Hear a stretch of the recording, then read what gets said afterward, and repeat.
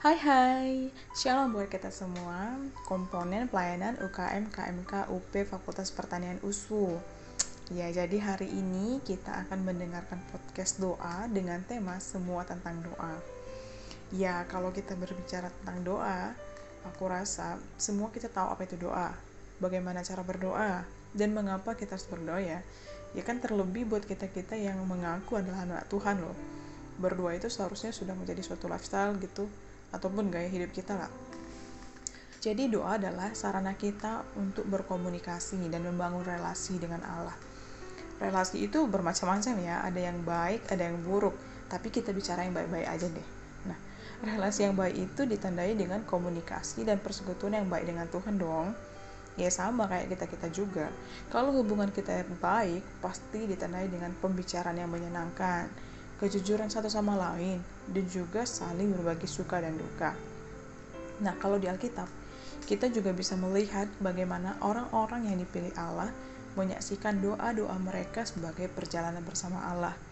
Misalnya Abraham yang bercakap-cakap dengan Allah melalui doa, ada juga Daud yang bersandar kepada Allah di dalam doanya. Bagaimana juga si Nehemia yang menemukan jawaban dalam doa-doanya. Begitu juga ada Maria yang berdoa dan ucapan syukur.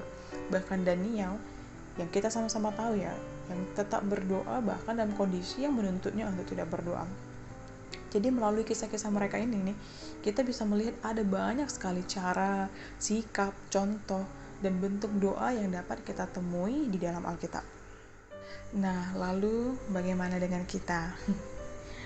Doa apa yang kita miliki saat ini? Ya mungkin entah itu doa dalam hati yang bersuka cita, atau mungkin kita sedang bergumul, atau mungkin kita sedang menanti-nantikan sebuah jawaban. Ya apapun bentuk situasi yang kita miliki saat ini, apakah kita sedang berdoa? Karena masing-masing kita pasti punya kehidupan doa yang berbeda-beda ya. Mungkin saat ini ada yang menikmati waktu berdoa, dan pasti ada juga yang mungkin sudah jarang berdoa. Apalagi situasi pandemi kayak gini, ada begitu banyak hal yang membuat kita terlena. Tapi kita pasti semua tahu ya, bahwa sebagai orang percaya itu, kalau nggak berdoa lagi itu rasanya kayak terkurung dalam suatu kehidupan yang hampa. Nah, bicara tentang terkurung nih, aku mau berbagi sebuah cerita ya, yang pernah aku baca. Itu tentang seekor belalang. Jadi ada seekor belalang yang telah lama terkurung dalam sebuah kotak. Dan pada satu hari, ia berhasil keluar dari kotak tersebut. Jadi dengan hati gembira dia melompat-lompat ke sana kemari menikmati kebebasannya. Lalu di perjalanan ia bertemu dengan seekor belalang lain. Namun ia keheranan. Ya dia heran gitu. Apa sih yang diherankan? Dia heran kenapa ya belalang yang lain itu bisa melompat lebih tinggi dan lebih jauh darinya. Jadi dia penasaran kan. Terus dia menghampiri belalang itu dan bertanya, "Mengapa kau bisa melompat lebih tinggi dan lebih jauh? Kan kita tidak berbeda dari usia ataupun bentuk tubuh." Lalu belalang lain itu menjawabnya, "Ya di mana kau selama ini tinggal? Karena semua belalang yang hidup dalam bebas pasti bisa melakukan seperti yang aku lakukan." Jadi di situ belalang itu mulai tersadar bahwa selama ini kotak itulah yang membuat lompatannya tidak sejauh dan setinggi belalang lain yang hidup di alam bebas. Oke. Mungkin agak bingung ya kenapa jadi cerita si belalang ini gitu ya. Well, yang aku mau bagikan adalah kadang-kadang kita juga mengalami hal yang sama seperti si belalang. Ya bukan bentuknya sama seperti belalang, tapi seperti terkurung gitu. Kita terkurung dalam sebuah kotak, yaitu sebuah kotak kebiasaan, sebuah kotak penghalang. Kita terlalu terbiasa menunda-nunda waktu berdoa, terbiasa bermalas-malasan, terbiasa lupa. Dan kita tidak peduli dengan sekitar sehingga tidak tahu mau mendoakan apa. Kita tidak tahu mau mendoakan siapa. Kita terbiasa sibuk atau terlalu sibuk atau bahkan sampai tidak prioritas gitu. Sadar atau tidak, kotak yang mengurung kita itu menahan kita untuk melompat lebih tinggi dan lebih jauh. Bahkan menahan kita untuk tidak berdoa. Dan lebih buruknya, menahan kita untuk berpengalaman bersama Allah. Apa yang paling menyedihkan? Yaitu ketika kita tanpa sadar membiarkan diri kita memilih untuk terkungkung dan di dalam kotak penghalang tersebut. Sedih ya? Berdoa adalah membuka hati dan bercakap-cakap dengan Allah. Aku yakin kita punya begitu banyak cerita yang dapat kita bagikan. Kita pasti sering cerita ya, entah itu kepada teman, saudara, ataupun pasangan kita. Dan kita tidak akan menunda ataupun tidak malas untuk melakukannya.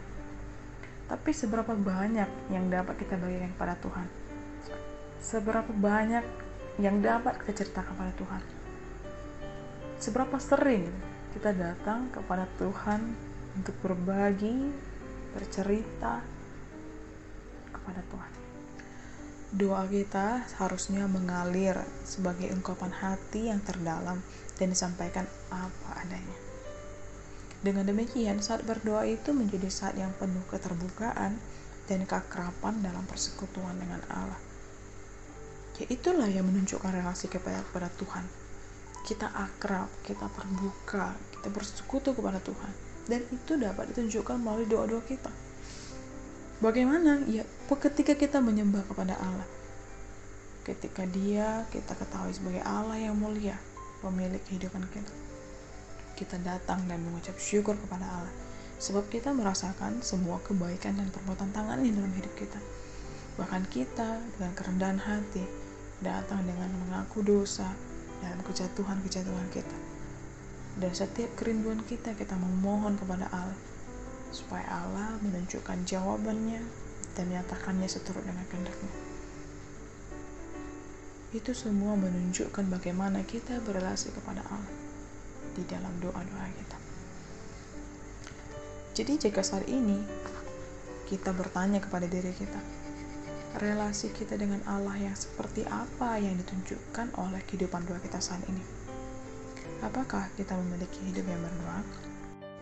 Terlepas dari semua penghalang yang kita miliki yang membuat kita tidak merindukan Tuhan dalam doa, Allah juga membekali kita kemampuan untuk berjuang, bukan menyerah pada keadaan. Karena kita tahu, persekutuan kita kepada Tuhan juga memerlukan pemeliharaan. Kita juga perlu berusaha. Kita juga perlu datang kepada Tuhan setiap hari. Kita perlu berrelasi dengan Tuhan setiap hari. Kita perlu berkomunikasi kepada Tuhan setiap hari. Supaya apa? Supaya kita dapat melihat bagaimana Allah bekerja, bagaimana Allah berkarya, dan memelihara kehidupan kita dalam segala keterbatasan kita, segala kelemahan kita, bahkan kelebihan-kelebihan kita. Dan Tuhan telah menunjukkan caranya kepada kita, yaitu dengan berdoa, dengan berrelasi kepada Tuhan. Jika para raksasa rohani seperti Abraham, Daud, Daniel, mereka pun memerlukan doa untuk terus berrelasi dengan Tuhan. Seharusnya kita pun turut mengambil bagian dalam hidup yang berdoa bersama Allah, Tuhan kita. Satu hal yang penting yang harus kita ingat adalah kita jangan hanya punya alasan untuk tidak berdoa, karena kita selalu punya waktu dan kesempatan untuk berdoa. Ayo bebaskan diri dari kotak-kotak penghalang. Berdoalah dan berpengalaman lebih dan lebih lagi dengan Tuhan di dalam doa-doa kita. Shalom, Tuhan Yesus memberkati kita.